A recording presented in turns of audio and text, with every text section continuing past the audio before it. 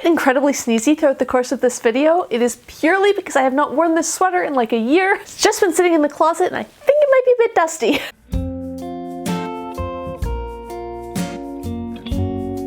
Hi everyone, Rosie here. Welcome back. This is the Winter Essentials tag. It's definitely winter right now. When I'm filming this, it's like -25 outside, so not complaining about wearing this wool sweater, even if, as I said, it's kind of making me sneeze a bit, I think. I was tagged by Lady Jane Books, and the original tag is by Taylor Reads. Both of those will be linked down below and you should absolutely check them out. I want to get through this before my nose completely closes up from dust, so I'm gonna dive right in. Question 1, Crackling Fire. Who is your favorite cold character warmed up towards the end? I don't know if he's exactly cold at the beginning, but I love Mr. Knightley from Emma by Jane Austen. He is the perfect example of nice is not always kind, and kind doesn't always look like nice. That was a concept my dad used to talk about a lot when I was a kid, and as a kid I didn't really get it, to be honest. But as an adult, I see that, as with almost everything, he was 100% right. I'm such a sucker for characters who have that heart of gold, true kindness, but no one really thinks about because they're not so concerned with like perfect social niceties or being flattering to people.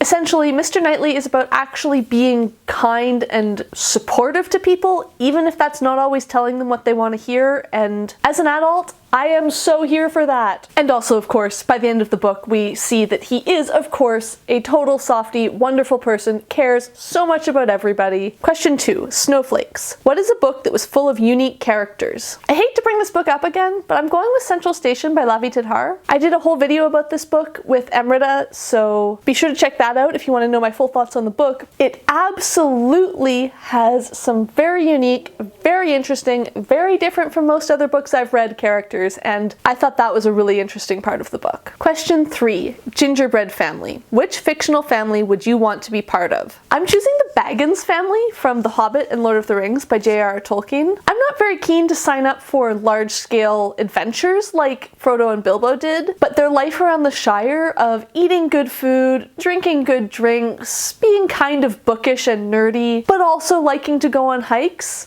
sounds exactly like my kind of family. Actually, now that I say that out loud, sounds exactly like my family, so no wonder I want to be part of that one. It's basically my family. Question 4, Blizzard. What is a book that had you confused the whole time? For this one, I'm choosing Samskara, A Rite for a Dead Man by J.R.R. Ananthamurthy. This is part novel, part philosophical discussion, I think, set in a religious community in southern India. Honestly, any lack of understanding is probably on me. The translation that I read had very extensive footnotes explaining everything that you would probably need to know if you're not familiar with South Indian culture or Hinduism. But even with that, I just found myself incredibly confused. It was fairly enjoyable. I didn't dislike it, it just was not one that I felt like I actually understood in any way. Okay, I just had to get up and actually fetch a bunch of physical books because I completely forgot to do that, so hopefully I haven't moved around in the frame too much. Question 5, gift giving. What is the last book that was gifted to you? For me, that is Recipes from the World of Tolkien by Robert Tuesley Anderson. This is in like unauthorized, unofficial cookbook that is all recipes inspired by Lord of the Rings, or The Hobbit, basically. It's absolutely beautifully illustrated. It was a wonderful present from my partner this Christmas. I'm trying to find a good illustration. There's beautiful watercolor like paintings throughout.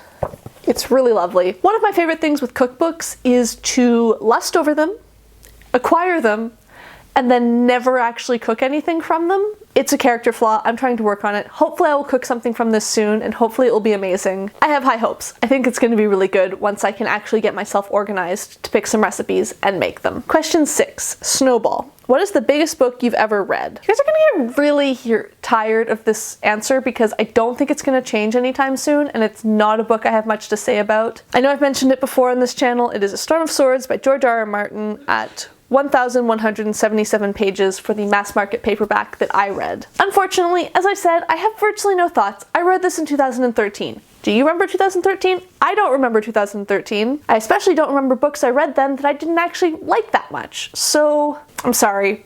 Maybe I should choose another one that's not even strictly longest next time, just have a different answer. Question 7, wrapping paper. What is your most beat up book? The vast majority of my books are ebooks, so they don't get beat up. The rest are in pretty good condition because I tend to be very careful with my books and I don't really lend them out that much. Basically what I'm saying is, don't judge me for the fact that this is my most beat up book, which really is actually in very good shape. It is Wolf Brother by Michelle Paver. This is I think you would call it middle grade. I think I was in middle school when I read it, so I assume it's middle grade. Book set in the Bronze Age about an orphaned outcast and an orphaned wolf cub who are sort of like the only thing either of them has in the world and they're trying to survive type story. Despite loving these when I read them multiple times, and that's why this one's a bit beat up. I read it several times, and then also I think both of my parents read it at least once. Probably my siblings read them as well. I don't know, but these ones certainly were well loved,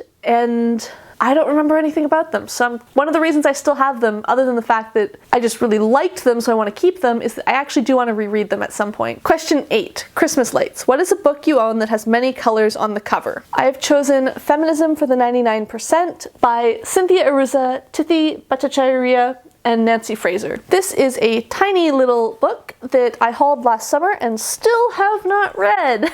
But from what I understand, it is about feminism and how feminism should work to be beneficial for all women, not just sort of female CEOs type thing. I feel like I have a really hard time reading books that are really short. You would think that wouldn't be the case, but I think I keep thinking in my head, like, oh, maybe I'll want to try and do a 30 books in 30 days challenge or something, and so I should hold on to it and read it then. But like, that's silly. I can buy more short books if I really need to. I don't know. This sounds really impactful. It sounds like it's going to be really interesting and thought-provoking, and I really do want to read it, so I should get to that very soon. Question 9, ice skating. What is a book that had a plot that was all over the place? Time for the Terry Pratchett book! I've chosen The Color of Magic by Terry Pratchett. Does The Color of Magic have a plot? Debatable. Is this book all over the place? Yes. In this book, which is the first of the Discworld novels, we follow Rincewind, a failed wizard, and Twoflower, the disc's first tourist, as they basically run madly around the disc, jumping from frying pan to fire continuously, and it's a pretty good time, and it's definitely all over the place. Question 10, Christmas tree. Who is your favorite character of all time? Yes, you can only choose one.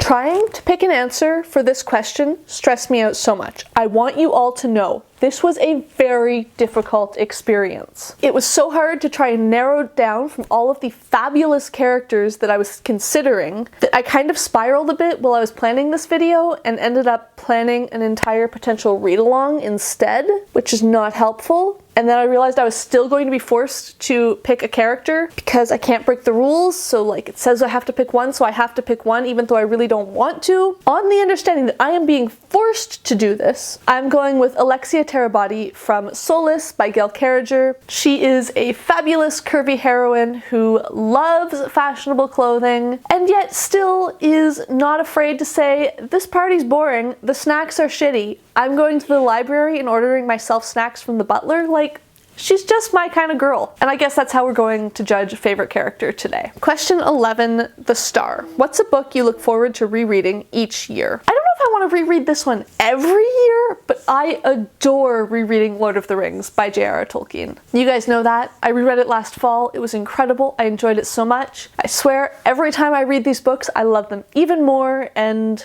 even though I just reread them, I'm already excited to reread them again soon, so it's gotta be that one. And finally, question 12, Snowball Fight, tag 5 people. I know this tag has some Christmassy questions, but I don't feel like it's an explicitly Christmas tag, so I'm still gonna tag people even though we're now in February. First of all, I'm gonna tag Nikki of Nikki's Books. You know I always have to tag her because she loves them and I love watching her answers. Then I'm also going to tag Amy of Potato Brarian. The note I wrote to myself was, I'm sorry I tag you in everything, but I love seeing your answers. So, I'm sorry, but you just have such great answers, so I've got to see them. Then you guys know that I have such a huge booktube crush on Lana of Lana Ex Libris. She is incredible, amazing, the absolute best. So I'm going to make her answer questions apparently, because that's what I do to people I like. Next, I'm going to tag Holly of Holly by Golly Books. She has made some great winter bookish content already, so I would love to see her answers to this tag. And finally, Mindy of Mindy's Book Journey, because every time I see her answer a tag, she manages to find books that I have never heard of or never would have thought of for those prompts, and